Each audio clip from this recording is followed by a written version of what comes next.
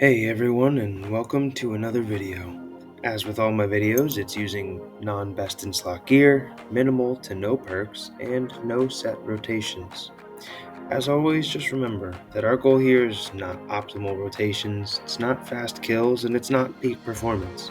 I'm here just to help show you what you're capable of, even if you don't know it yet. Better kills come with time and practice, and right now is the best time to start.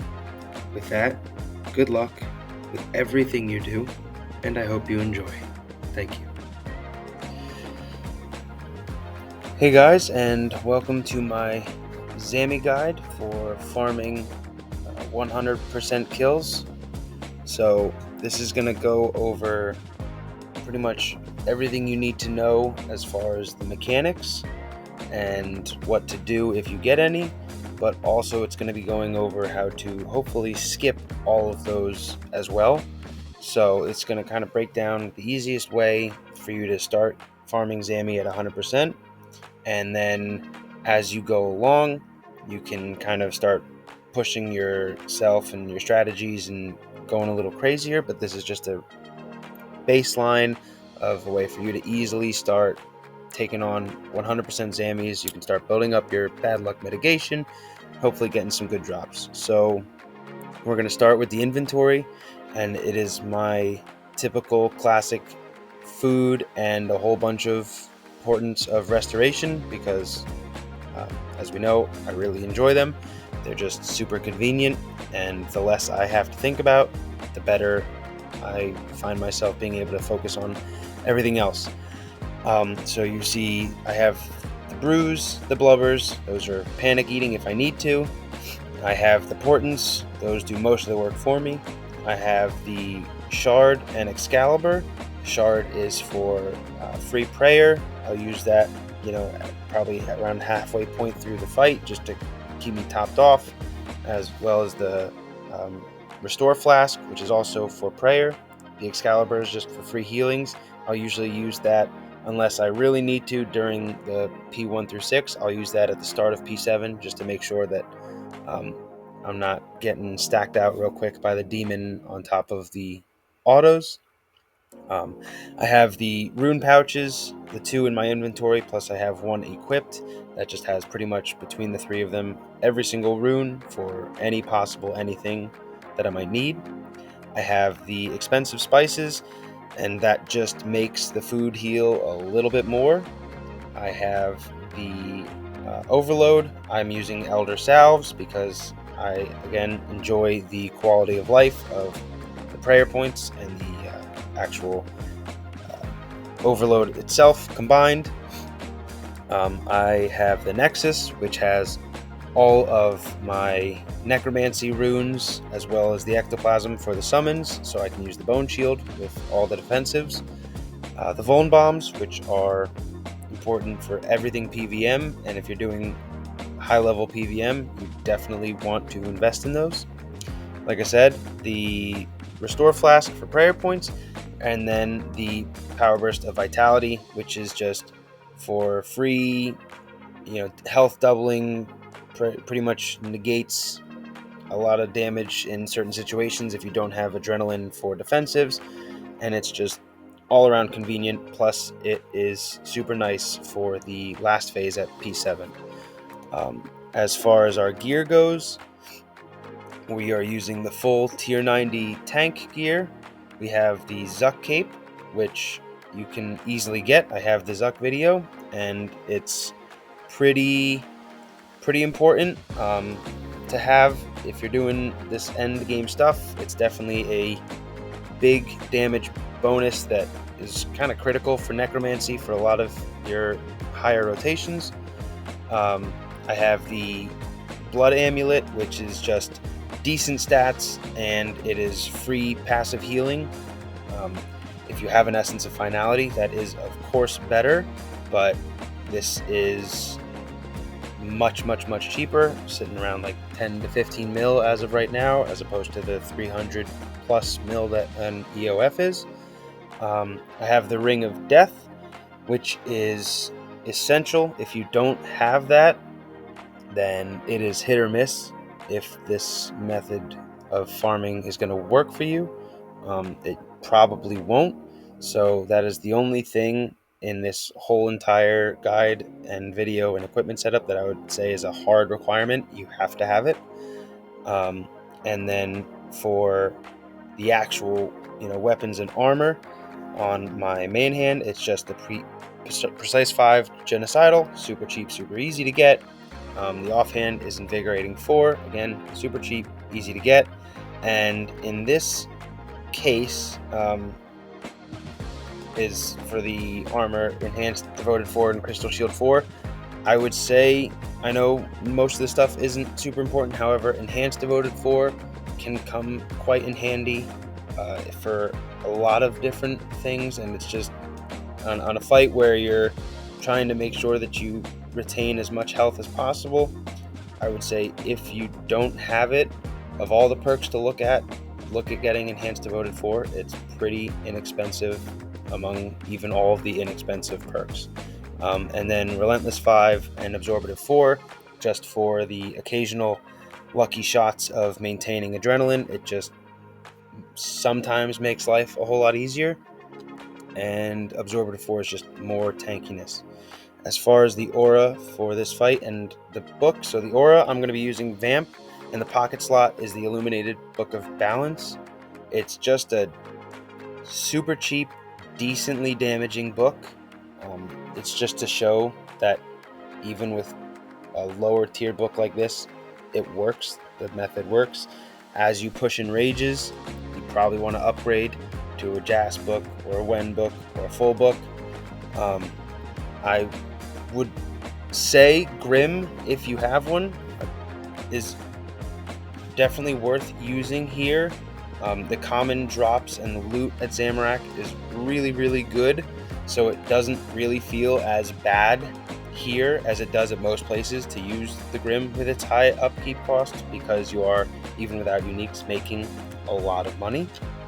But that is the whole breakdown of all of the gear and everything in the inventory. And now let's move into the next portion, which is going over the mechanics. So to start off the fight, you're going to hop in, you're going to teleport. This is assuming you've already done your full dungeon run, and if you have, you can use the chest to teleport straight to Zami.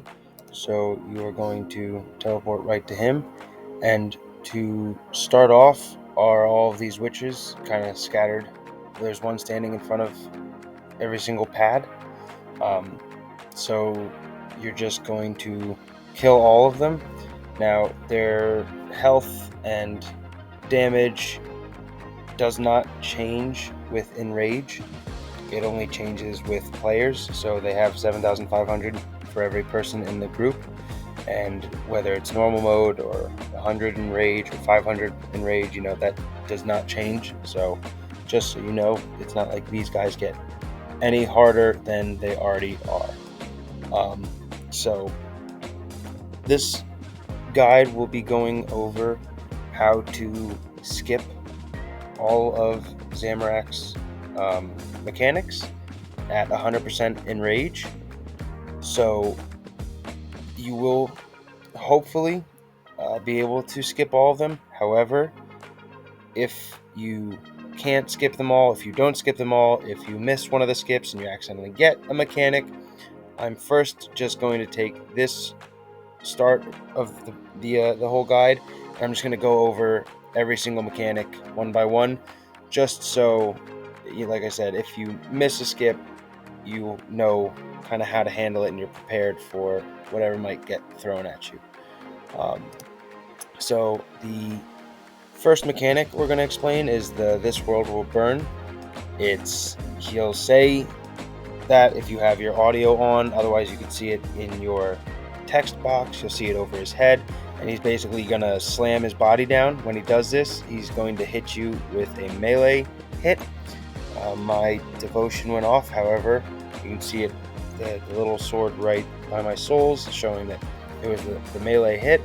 And then there's this black smoke. You're going to want to collect it all, because if you don't, it gives him some damage resistance, and then it's going to explode and hit you for a decent chunk of damage, and that damage will be going up as your enrage goes up.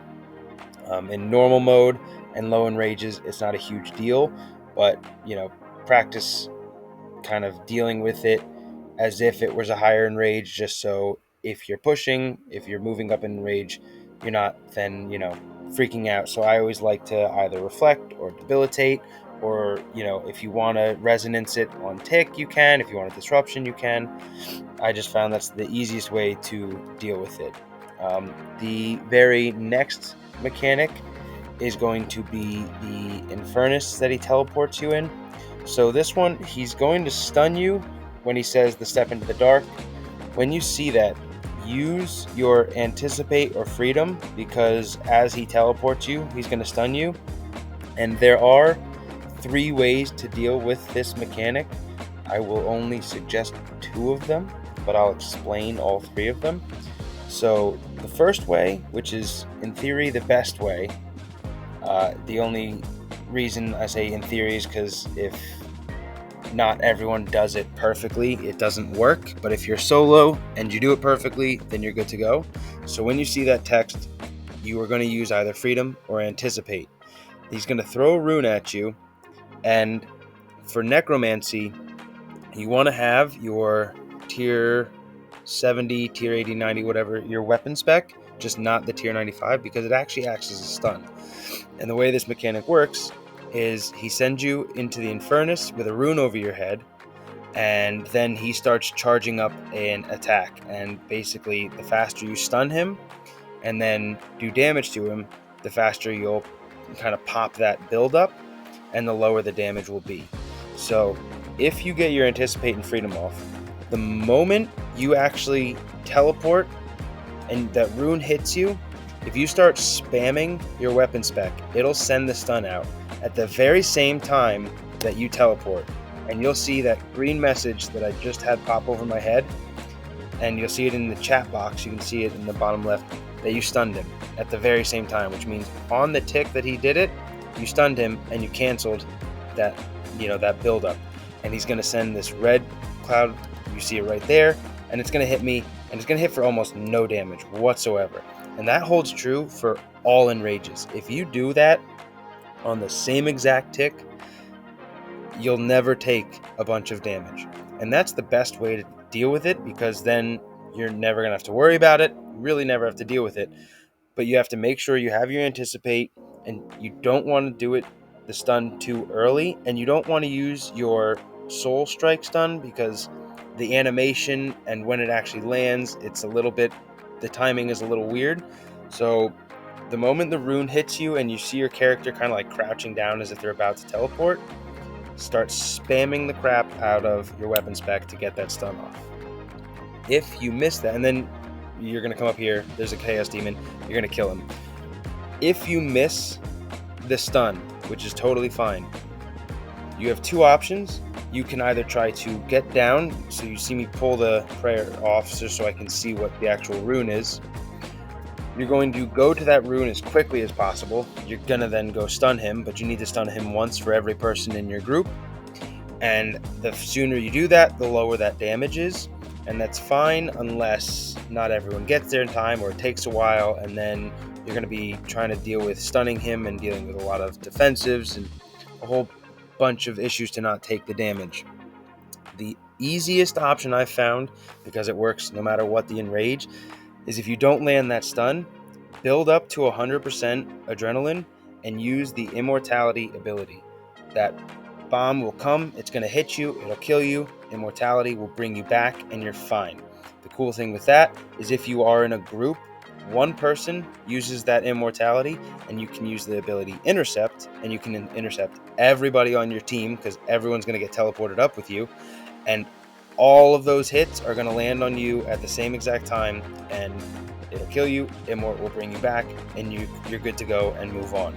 So that is the backup, the other way to deal with it that I would suggest, especially if you're in groups and you're not doing skips. That's just a much easier way of doing it if not everyone in your group has the timing down for the instant stun. The next mechanic is kind of a piggyback off of that. It's almost the same thing, only without the teleport. So he's basically going to curl up around his wings and say, "I'll tear you asunder." And then it's the same thing.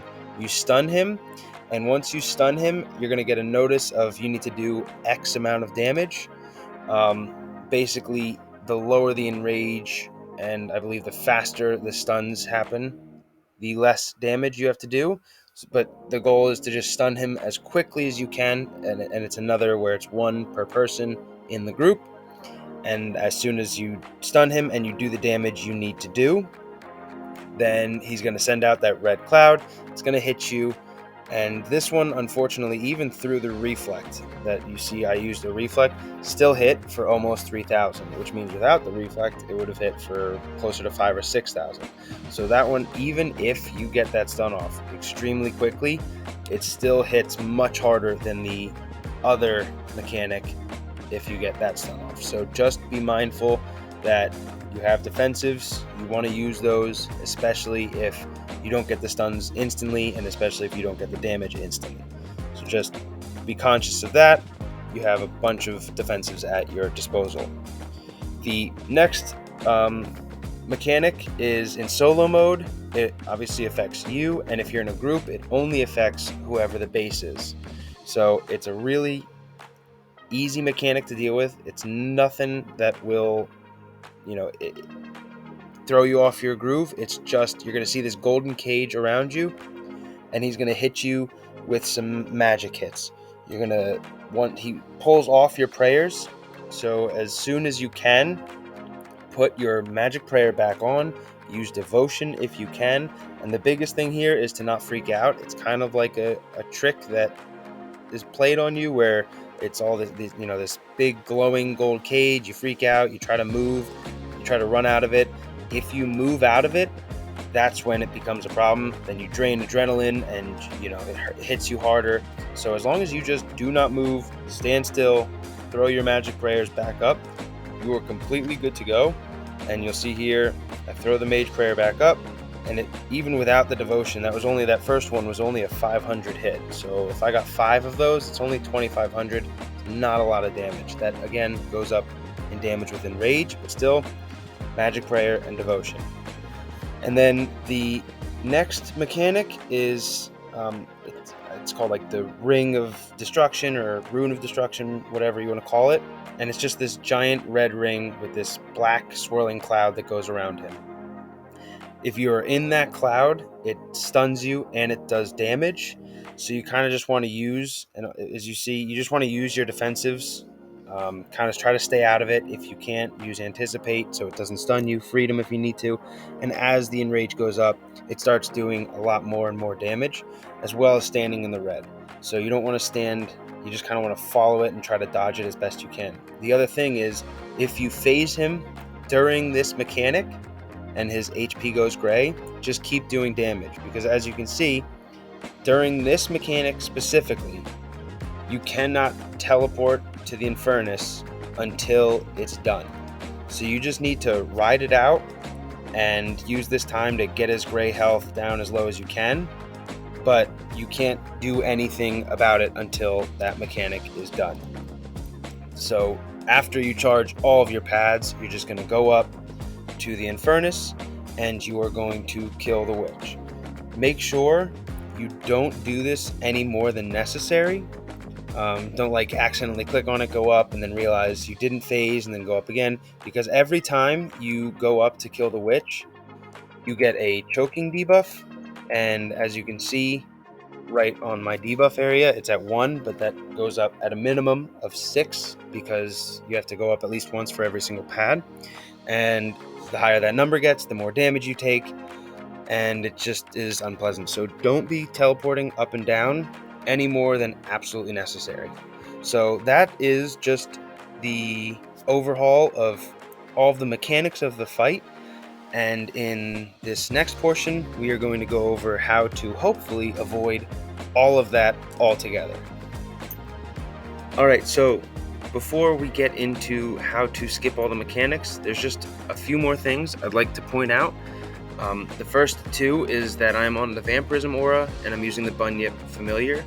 Neither of these help my damage in any way. They're only for healing. So if you find yourself totally fine on the sustain and keeping your health high, then as you push enrage, if you find that it's harder to get the skips and it's less consistent, change those to a combat familiar of a Reaver, a Ripper, even a Hellhound, and change your aura to something that helps your damage. Majorat, even the Inspiration and Invigorate, just for adrenaline's sake.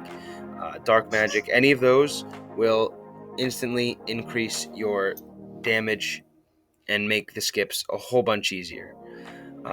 The next little bits are kind of pretty crucial, and that's a total of 4 abilities. So there's the Storm Shards and the Shatter, and that's pretty critical for your P7 kill. There's Invoke Death, which again, pretty critical for P7. And there is Split Soul. And that is pretty helpful, and it highly boosts your damage for getting all these skips. It really ensures that your damage output is where it needs to be, even as you start to climb those enrages. So, with that said, make sure if you look at my revolution bar that you have those. You have your summons, you have your basics, and you have your storm shards, because those are what you want to be building throughout the whole fight on Zami. You're going to use whatever your DPS prayer is, throw in your darkness, and get ready to go. We explained about killing the witches, so you are going to kill the witches, and then we will start the fight.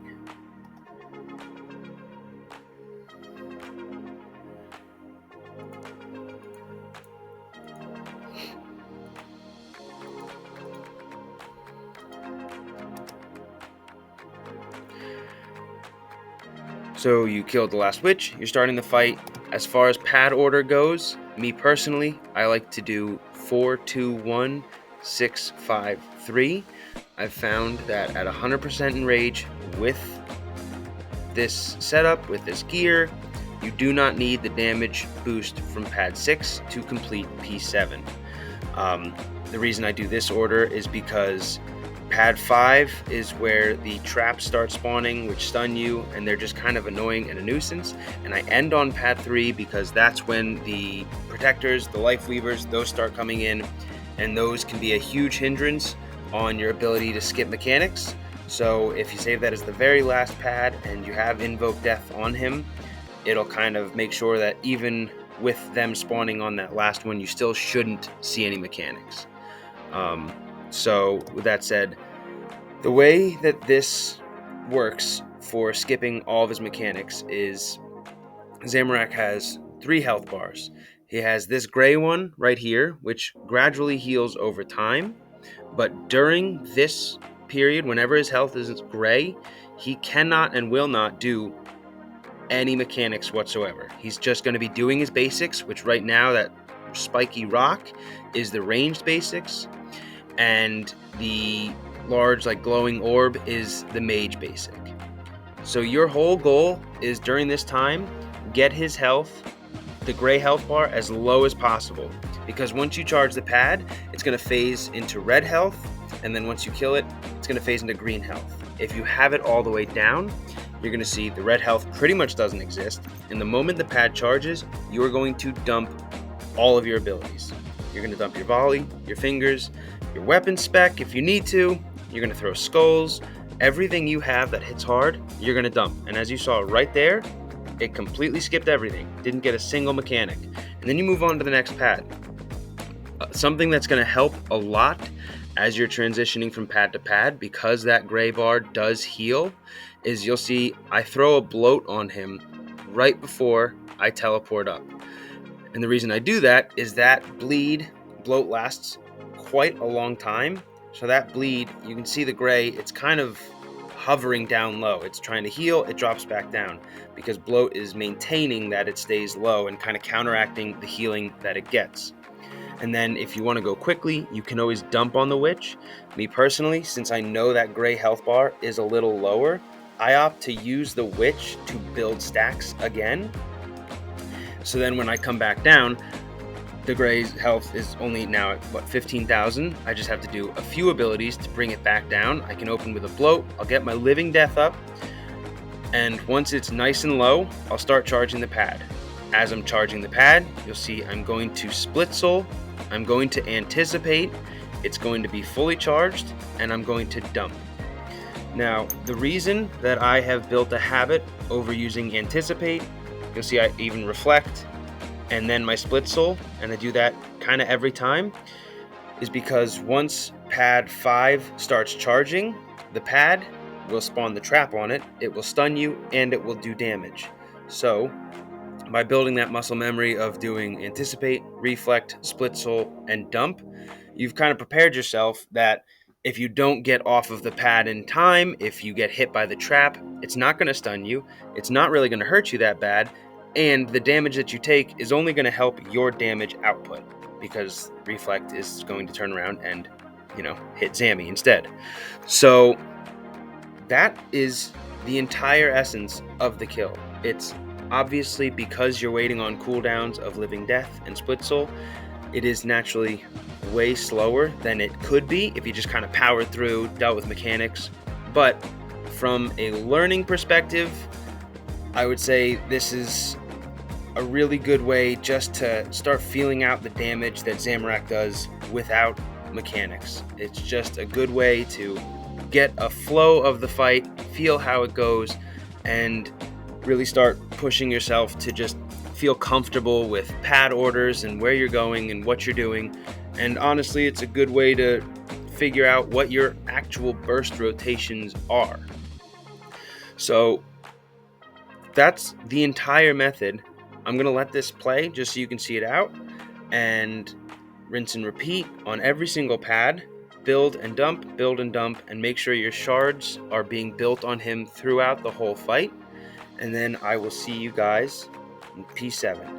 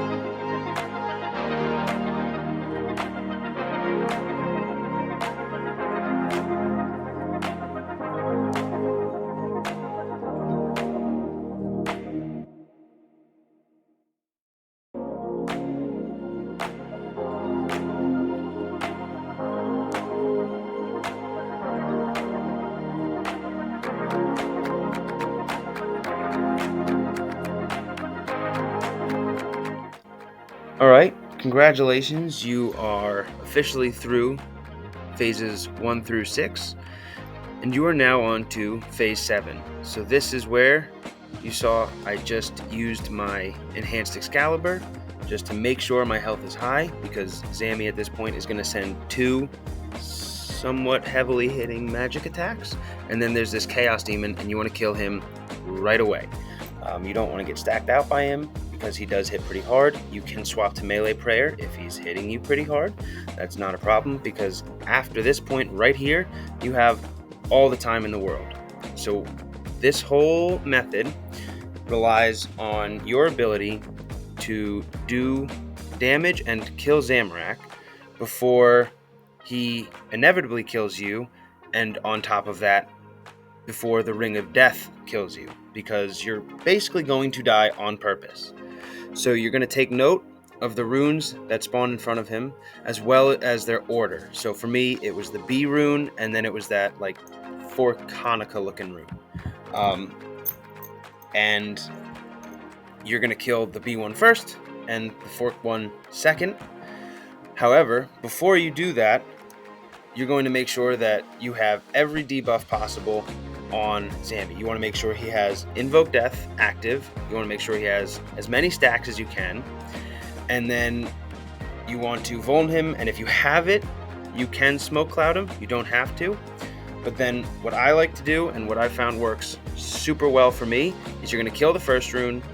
And again, there's no time constraint here, so just patience and build.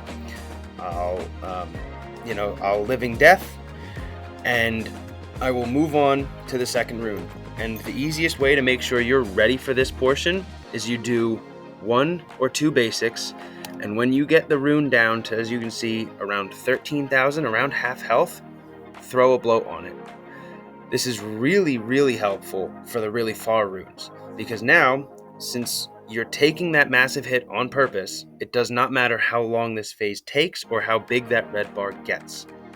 Because since bloat is going, now you can just keep an eye on that rune, and you're just watching that health. And you're going to wait, and as soon as you get the green bar or the green text field saying, hey, that rune died, you're going to dump everything. And you're going to dump your volley, you're going to use your shatter ability, you're going to use both fingers, and then if you need to, you're going to use your weapon spec. And that is going to kill him every single time at 100% enrage. And that rotation you'll also see while I was waiting, because you're only using 5 abilities, which takes the span of less than an entire split soul duration. So when I see that rune getting close, you're going to use Split Soul and dump all of those abilities. And we're going to take a little peek at it one more time, because on top of that, you'll see he does a melee slam right away when the rune dies. And instead of swapping prayers, in order to maintain that my damage was really good with the Split Soul and keeping my soul split up, I used my Power Burst of Vitality or Reflect. It's totally up to you. You can use both. You can use neither. However, at the low enrage, it doesn't matter. As you move up, if you use both, then that melee hit won't hit hard. If anything, the Reflect will help your damage against Zami, and you're going to kill him every single time. And that is the easiest way by far to kill Zami. It's not the fastest, it's not the greatest, but it is 100% the easiest way. And with that, I hope you guys have wonderful luck, and I hope you get a whole bunch of Zami kills, and I hope you start building confidence and start pushing. And just for a reference, with the tier 95 gear, with the 5 souls built up, with a Jas book, and with a Blood Reaver, this entire method that I just showed you works for solos all the way up to 500%. Absolutely nothing changes. Even P7, absolutely nothing changes at all the entire time. I don't know if you can get up to 500% without the tier 95 gear. I have not tried that yet. But with the tier 95 gear, you can do this all the way to 500% solos. and probably further. You just might need to tweak some things here and there, but that's for you to figure out as you get more comfortable with this boss. Good luck, everybody.